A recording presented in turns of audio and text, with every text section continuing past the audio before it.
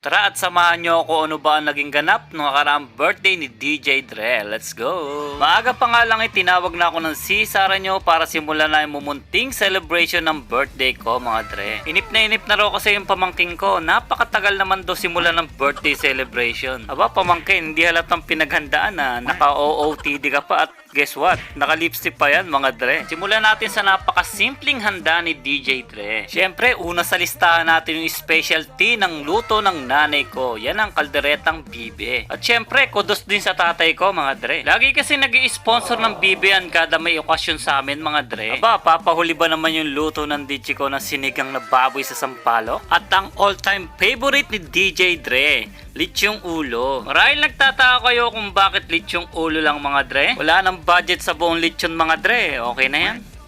At syempre, credit din sa napakagandang misis ko mga Dre na siyang nag-sponsor ng litsyong ulo na yan mga Dre. Thank you ma. At bago nga kami magmukbangan mga Dre, isang maigsing pray over muna sa napakaganda at napakasipag kong ate. Panginoon, maraming pong salamat sa hapong ito na patuloy ugad ninyo pong pinagsama-sama kami at salamat po sa karawan ng kapatid ko si Uwe. Salamat po na patuloy ugad sa karagdagang taon na ibigay mo sa kanya. Ang dalangin ko po patuloy na ugad ano pa man po yung mga pangarap na patuloy mo po itong pagkaloob sa kanya ayon pa rin po sa inyong ganang nakalooban. At lagi niyo pong iingatan ang kanyang buhay at walang anumang tangka at gawa ng kaaway ang magtatagumpay. In Jesus' name. At tulungan niyo rin po silang maging mabuting mga magulang pa para sa kanyang mga anak, O God, in Jesus' name. At patuloy, O God, ingatan niyo po ang pamilyang ito at patuloy na lumakad pa rin po ayon sa inyong banal na kalooban. Salamat po at salamat din po sa mga pagpapala na patuloy niyo po ipinagkaloob ngayong hapong ito at patuloy kami makapagsalo-salo ng may kagalakan. Salamat po muli sa pangalan ni Jesus. Amen. Thank you, sister. Happy birthday to you. Happy birthday, happy birthday, happy birthday to you. Ay, pang-cake yan. Dapat tayong cake. Thank you. Oh, kain na. Nakaka-touch naman yung pray over ng ate ko. Thank you ate. Kaya lang medyo sumablay tayo doon ate. Nabanggit mo kasi yung palayo ko ate. Nalaman tuloy nila. Pero okay lang yun ate. Salamat pa rin sa nakaka-touch na pray over mo. So paano? Tara. Kain tayo mga Dre.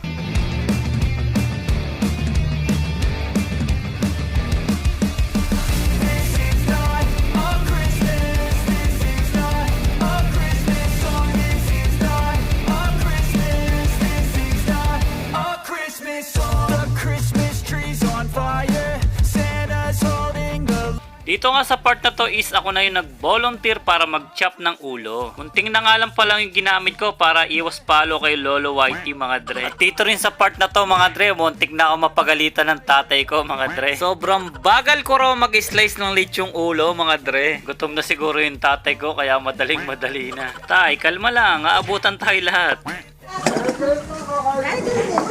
Tara na lang. Sa paper, forward. Ay, mga Sa paper. Hindi yun daw, mabagal. Baka umukot.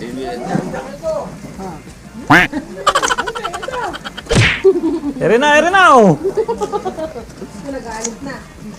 Naman si Padil. Every minute, Dinig nyo ba kung paano magalit yung tatay ko mga Dre? Pasensya nyo na yung tatay ko mga Dre. Medyo may edad na kasi kaya medyo mainitin ang ulo mga Dre. Pero kahit mainitin ang ulo niyan mga Dre, sobrang proud kami dyan at love na love namin yan mga Dre. Saka normal lang naman talaga sa isang magulang ang maging batas sa lahat. Yung tipong minsan is napaka-stricto at minsan is para ka nakatungtong sa numero. Okay lang yan mga Dre. Kasi una sa mga magulang ang kapakanan ng mga anak. Kasi para sa akin mga Dre, ang mga magulang is real life superhero. Ano mang bigat na problemang pinagdadaanan mo, makakaasa kang never kang pababayaan yan mga Dre. Tipong itataya nila pati pato, masolusyonan lang yung problema mo mga Dre. O tama na tayo sa senti mga Dre, back to topic na tayo. Sarap. Hoy, napakasarap. Masarap naman pala. Oh, pass the paper. Nakakarating din Sauce, ate, sauce. O, sauce kayo dyan. Ito yung Masarap na raw. Sauce, iabot mo nga ng kanya. Talagang hanga na ako sa pamangking ko na to mga dre, napakabibo. Biruin mo sa murang edad niya mga dre, marunong na maka-appreciate ng mga bagay-bagay. Alam nyo, sa panahon ngayon, bihira sa bata yung mga ganyan. Tipong kahit sa maliit na bagay, na-appreciate niya mga dre. Patunay lang na tama ang pagpapalaki sa kanya at gabay ng mga magulang niya. Pagpasensya nyo na nga pala at medyo malikot yung camera ko mga dre. Bodycam kasi yung ginamit ko kaya medyo mauga mga dre. Naisip ko kasing GoPro na lang yung gamitin ko at kabit ko sa katawan ko mga dre. Para kasi lahat ng gawin ko makapture mga dre. Pag kasi cellphone ang gamit ko mga dre, hindi ako makakilos at wala akong magawa mga dre. Kaso lang may advantage at disadvantage naman ang paggamit ng GoPro mga dre. Unahin natin yung advantage kapag GoPro bodycam yung gamit mo mga dre. Una sa lahat makakakilos ka ng maayos at makakapture mo lahat.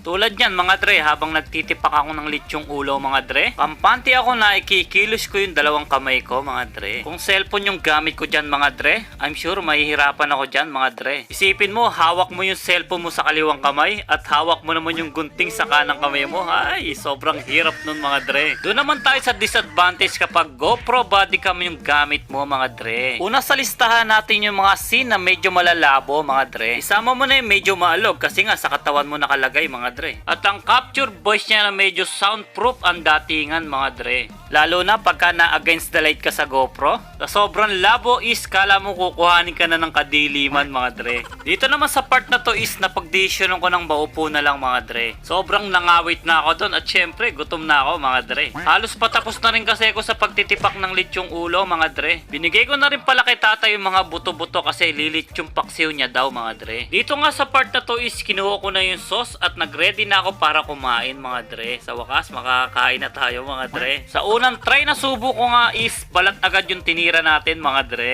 Talaga namang napakasarap lalo na pag wala kang inintindi kung tataas ba yung cholesterol mo. Siguro nagtataka kayo kung bakit anli taba at alni karni ako mga dre no. Nga pala sa mga hindi nakakalam mga dre, naka low carb diet tayo. Ang advantage kasi ng low carb diet is pwede kang kumain ng karne kahit pa yung matataba. Okay lang yan mga dre. Ang bawal naman sa low carb is yung kanin mga dre. Lalo na yung matatamis, especially yung mga chocolate. At sa prutas naman mga dre, ang pwede lang namin kainin is avocado at strawberry. Kaya kayo wag kayong padadaya sa prutas mga dre. Kasi hindi lahat ng prutas is healthy mga dre. Tulad ng mansanas, ubas at orange. Dagdag kaalaman lang mga dre, ayon sa pag-aaral, lahat ng matatamis na prutas is nagko-consume ng sugar sa katawan natin mga dre. Kaya ang daming may diabetes ngayon mga dre dahil sa maling paniniwala. Nagtataka yung iba, kain naman daw sila ng kain ng prutas, bakit unhealthy sila? Tapos sasabayan mo pa ng only rice at sandamakmak na chocolate. Isama mo na yung junk food at iba't ibang klaseng dessert. Tulad nga ng sabi ko mga dre, lahat ng matatamis na pagkain is nagko-consume ng sugar sa katawan natin mga dre. Sobrang delikado nun.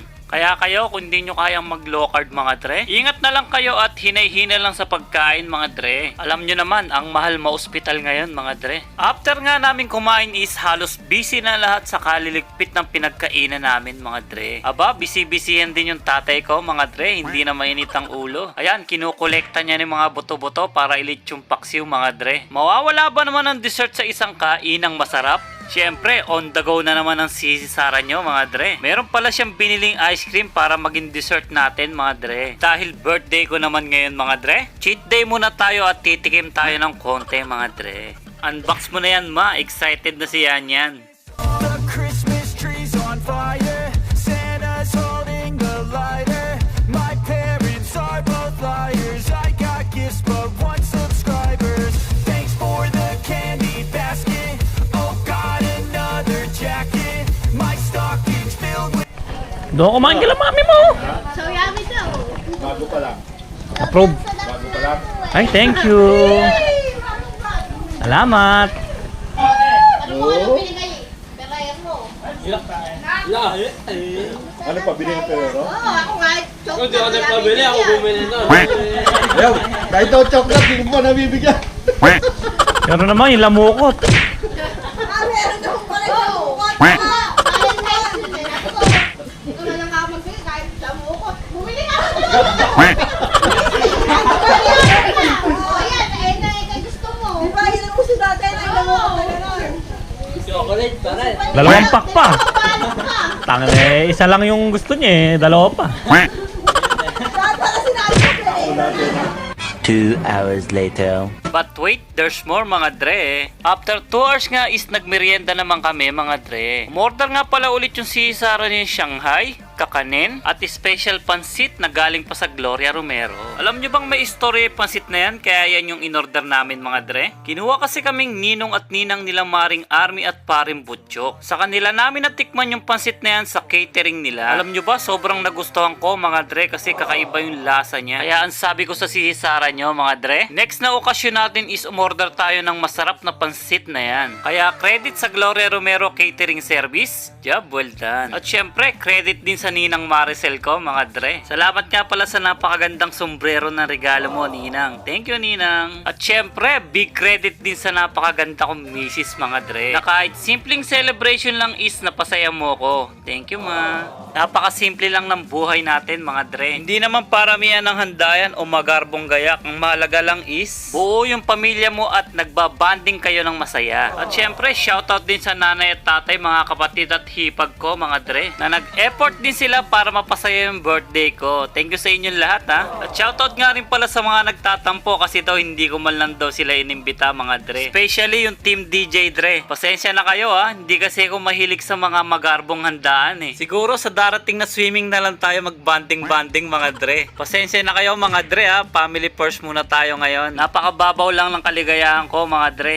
Kahit sa simpleng pansit lang at sambilaong puto, sobrang happy na ako noon mga dre. Isa lang naman talaga yung pinagpapasalamat ko mga dre. Yung punong-puno ng blessing yung nagdaang taon na yon galing kay Papa G. At syempre, dapat ko rin ipagpasalamat yung buong buo yung pamilya ko mga dre. Salamat nga pala sa mga bumati sa akin through Facebook at Messenger mga dre. Pasensya na kayo, hindi ko kayo ma-replyan lahat ha. Ang dami kasi. Pero sobrang na-appreciate ko lahat ng greetings nyo mga dre. Salamat sa inyo ha. Dito na siguro natin tatapusin yung video na to mga dre. Pasensya na kayo ha.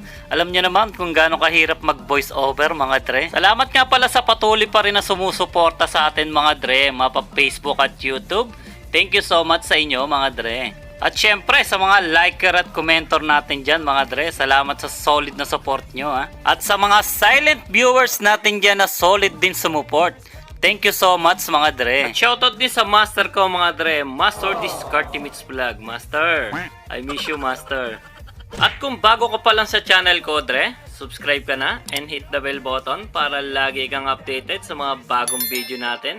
At paki-like and share mo na rin tong video na to bilang tulong sa ating channel. So meron na nga rin pala tayong Facebook page. So ilalagay ko na lang yung link ng Facebook page natin dyan sa description sa ibaba. So paki-like and follow na lang mga dre.